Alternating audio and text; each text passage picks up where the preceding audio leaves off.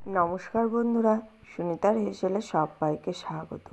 প্রতিদিনের মতো আজও আমি চলে এসেছি আরেকটি নতুন রেসিপি নিয়ে। আজ আমি আপনাদের সঙ্গে শেয়ার করব চিতই পিঠার রেসিপি।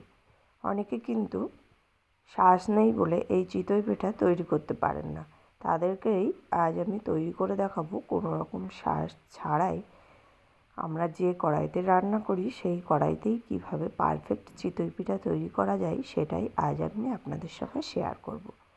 আর আজ আমি এই পুরো চিতই পিঠাটা কিন্তু শুকনো চালের গুঁড়ো দিয়েই তৈরি করে দেখাবো। দেখুন, এখানে আমার চিতই পিঠাগুলো কিন্তু খুব সুন্দর জালিদার হয়েছে আর অসংখ্য ছিদ্রযুক্ত। এই রকম জালিদার আর অসংখ্য ছিদ্রযুক্ত চিতই পিঠা বাড়িতে কিভাবে খুব সহজেই তৈরি করবেন সেটাই আজ আমি আপনাদের সঙ্গে শেয়ার করব। চলুন তাহলে রেসিপিটি শুরু করা যাক। এখানে দেখুন, আমি একটা পাত্র নিয়েছি, তার ভেতরে আমি দিয়ে দেব চায়ের কাপ মেপেই আজ আমি তৈরি করে দেখাবো।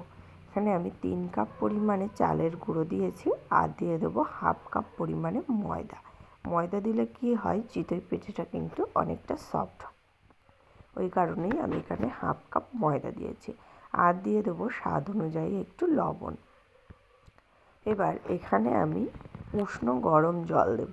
হাতে যেমন সহ্য করে সেই রকমই উষ্ণ গরম জল দিয়েই আমি এই ডোটাকে একটু মেখে নেব। খুব ভালো করে একটু মাখিয়ে নিতে হবে, যেহেতু শুকনো চালের গুঁড়ো সেই কারণেই আমাদের এখানে চালের গুঁড়োটা কিন্তু খুব ভালো করে একটু মাখিয়ে নিতে হবে, যাতে এর ভেতরে একটা আঠালো ভাব তৈরি হয়। দেখুন, এখানে আমি 3 কাপ পরিমাণে জল দিয়ে দিয়েছি। এবার এই 3 কাপ পরিমাণে জল দেওয়ার পরেই আমি এই চালের গুঁড়োটাকে কিন্তু খুব ভালো করে একটু মাখিয়ে নেব। মাখাতে মাখাতে কিন্তু একটা তরল ভাব চলে আসবে, ততক্ষণ পর্যন্তই আমি চালের গুঁড়োটা কিন্তু মাখিয়ে নেব।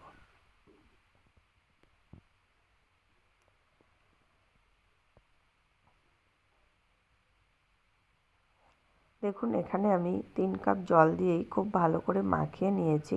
এবার এর মধ্যে আমি দিয়ে দেব কিছুটা পরিমাণ নারকেল কোড়ানো। এখানে আমি ফ্রেশ নারকেল কোড়ানো ওই 3 চামচের মতো দিয়ে দিয়েছি। আর এখানে আমি দিয়ে দেবো হাফ চামচ পরিমাণে বেকিং পাউডার।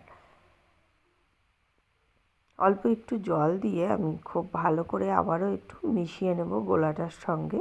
এখানে আমি মোটামুটি 4 কাপ পরিমাণে জল ব্যবহার করেছি।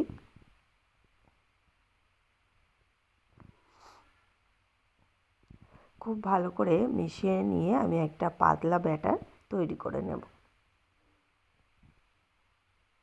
চিতই পিঠার ব্যাটার কিন্তু খুব ঘন হয় না, আবার খুব বেশি পাতলা হয় না।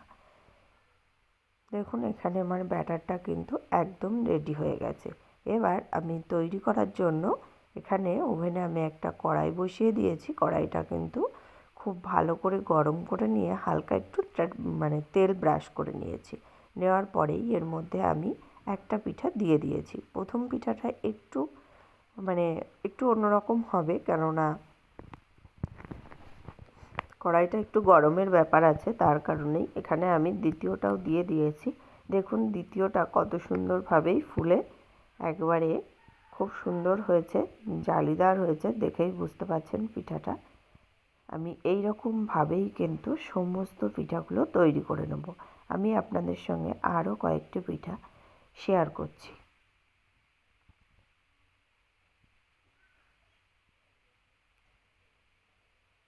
আর একটা পিঠা কিন্তু তৈরি করতে খুব বেশি সময় লাগে না। এখানে 2 থেকে 3 মিনিটের মধ্যেই পিঠাগুলো কিন্তু খুব সুন্দরভাবেই তৈরি হয়ে যাবে। আর এখানে গ্যাসের আঁচটা অবশ্যই হাইতে করেই রাখতে হবে। প্রথমে দেওয়ার সময় হাইতে করে রাখতে হবে, তারপরে যখন ফুলতে শুরু করবে তখন গ্যাসের আঁচটা একটু কমিয়ে দিলেই হবে। এইভাবেই আমি সমস্ত পিঠাগুলোকে তৈরি করে নিয়েছি। দেখুন, পিঠাগুলো কিন্তু অসংখ্য ছিদ্রযুক্ত আর জালিদার হয়েছে। এই রকম পারফেক্ট চিতই পিঠার রেসিপি কেমন লাগলো অবশ্যই কিন্তু কমেন্ট করে জানাবেন। আমার এই চিতই পিঠার রেসিপিটি যদি আপনাদের ভালো লেগে থাকে তাহলে একটা লাইক করবেন আর সাবস্ক্রাইব করে পাশে থাকার অনুরোধ রইল।